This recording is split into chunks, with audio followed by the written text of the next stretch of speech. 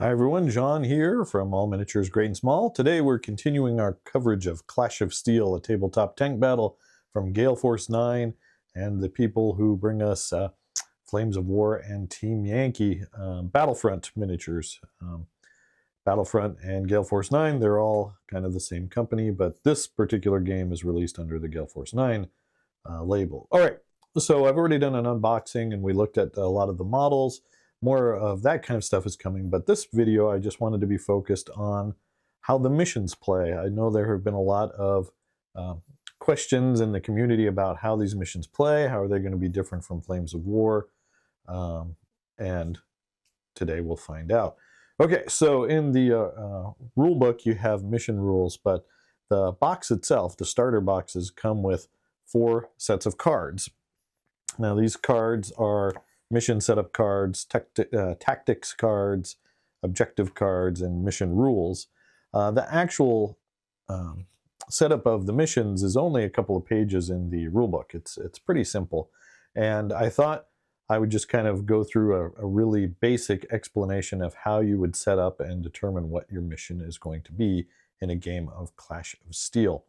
All right, we're going to start with the mission cards. So there are 6 different mission cards in the game. I'm not going to reveal all of the cards for all of these decks because I want there to be some fun surprises for you guys.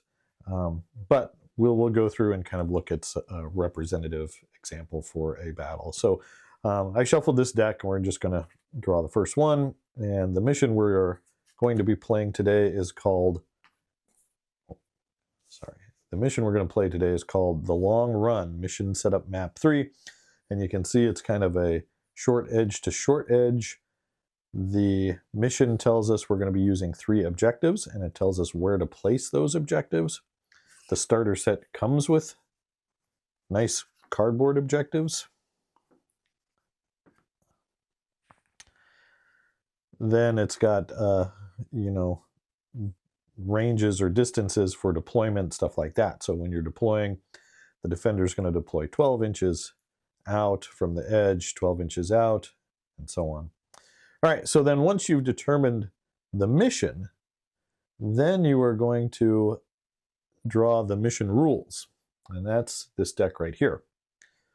So I forget if I shuffled this, so I'll just shuffle this right now, and we'll just go with what we randomly get. And the mission rules for today's mission is going to say game length 6 rounds. Now I'm going to draw one other hypothetical one. Again, I'm not going to show you the whole deck, but we'll just grab one here. And this one is a little bit more complicated. Game length 7 rounds adds scattered and immediate reserves, as well as giving both players an ambush. So you could have something very simple, or you could have something that adds a lot of extra special rules. Scattered and immediate reserves lets us know that you see these dice here on the mission setup map. Whenever a unit comes in from reserve, whether it's on turn 1, 2, 3, or 4, whatever, you roll a die for that particular unit, and if you roll, let's say, a 5 or 6, you're a defender, your unit is going to be coming in on this corner. So that adds some variability to it. Ambush lets you hide a unit. Basically, you keep it off the table till you put it on the table, surprise your opponent, and shoot the crud out of them. But that was just a hypothetical one. For this, we just did a real simple game length of 6 rounds, which is kind of cool. So you draw this, you set up these things on the battlefield. Then you have the objective cards, which are these little guys. And you've got a little deck of those. What we do is we're going to give this a quick shuffle. We're going to draw 3 of them and place them on each objective, and you'll see there's like a little outline of where they go.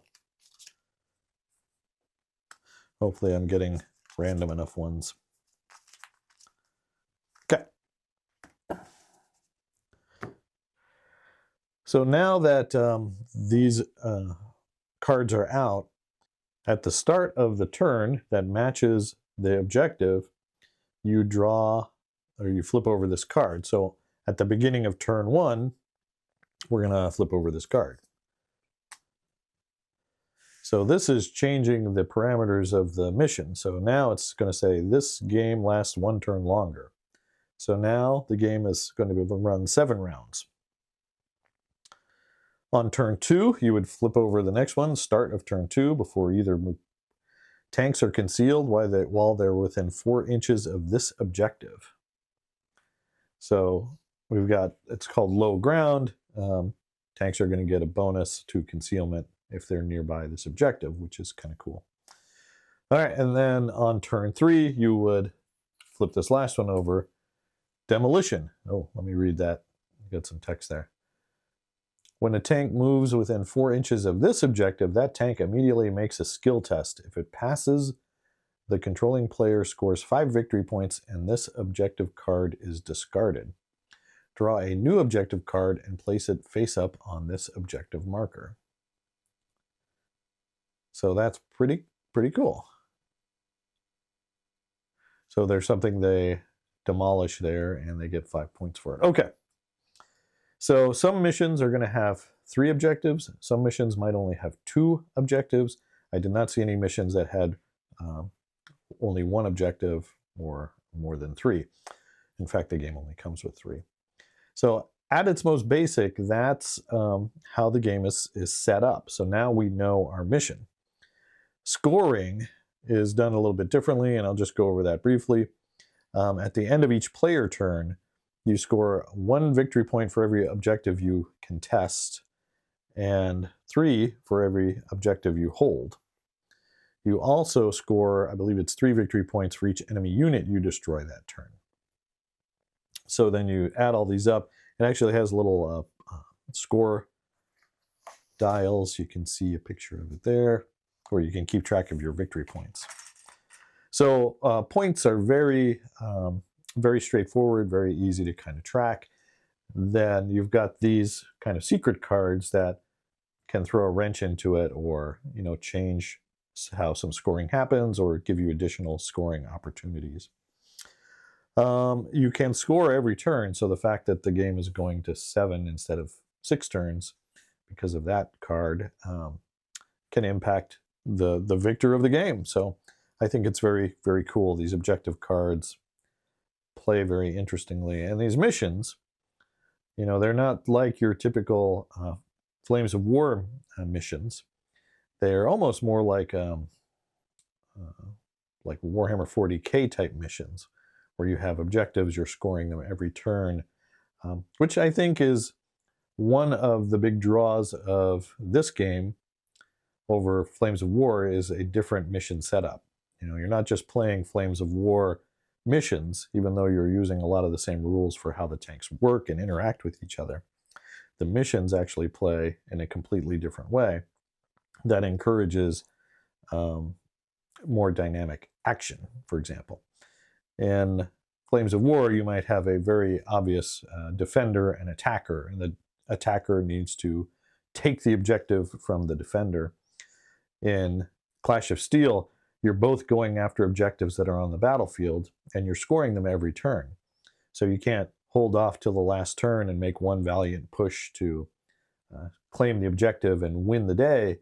From turn 1, you've got to start scoring points, or else you're going to lose. And that might encourage or be a reason why you have lighter or cheaper tanks, like Shermans for the Americans, or the T-34-85s, I think, for the Soviets.